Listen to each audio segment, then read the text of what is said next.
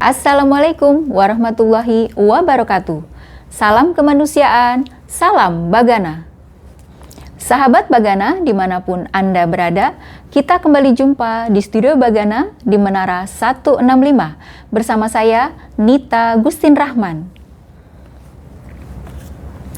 Sahabat Bagana, kali ini kami akan menyampaikan sebuah rangkuman dari tim media Bagana mengenai manfaat pengetahuan kebencanaan pada perkembangan anak. Bayangkan, kita hidup di negeri yang indah, penuh gunung, laut, dan hutan.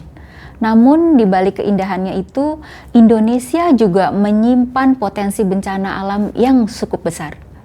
Negara kita berdiri di pertemuan tiga lempeng dunia, Australia, Pasifik, dan Eurasia. Karena itu, gempa bumi, tsunami, banjir, tanah longsor, hingga letusan gunung api bukanlah hal yang asing bagi kita.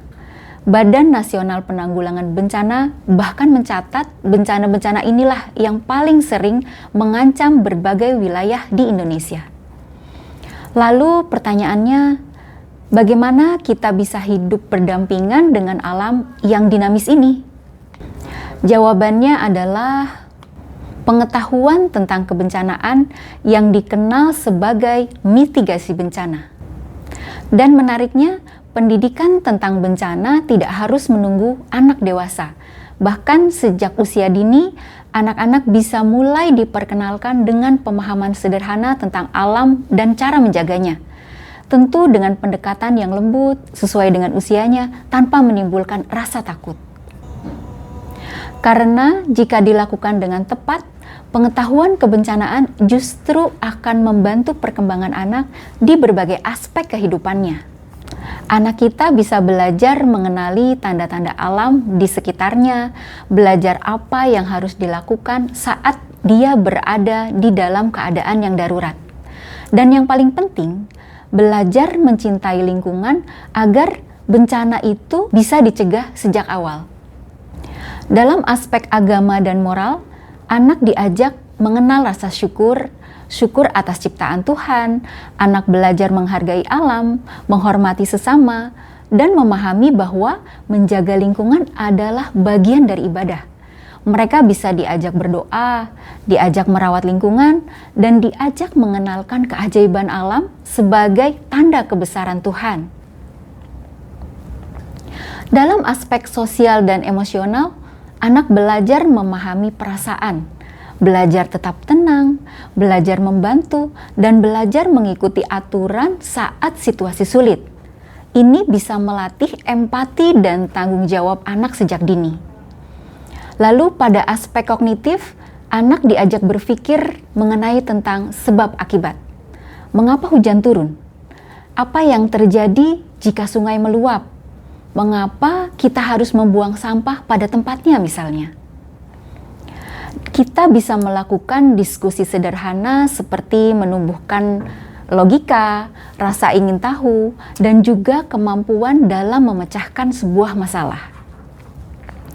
Lalu pada aspek bahasa, anak memperkaya kosakata, mereka mengenal kata tentang banjir, gempa, longsor, tsunami, bukan untuk ditakuti, tetapi untuk dipahami.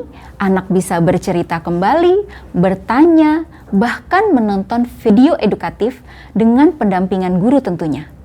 Semua itu dilakukan dengan cara yang aman secara emosional.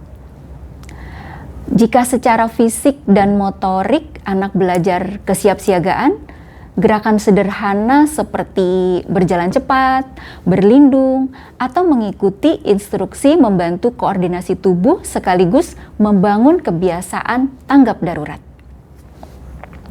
Dan lewat seni, anak bisa mengekspresikan pemahamannya, menggambar gunung, menggambar laut, hujan, atau membuat karya bertema alam. Seni menjadi jembatan bagi anak untuk memahami dunia dengan cara yang menyenangkan. Lalu pada akhirnya, pendidikan kebencanaan bukan tentang menakut-nakuti anak, tetapi tentang menumbuhkan kesadaran keberanian, dan juga kepedulian.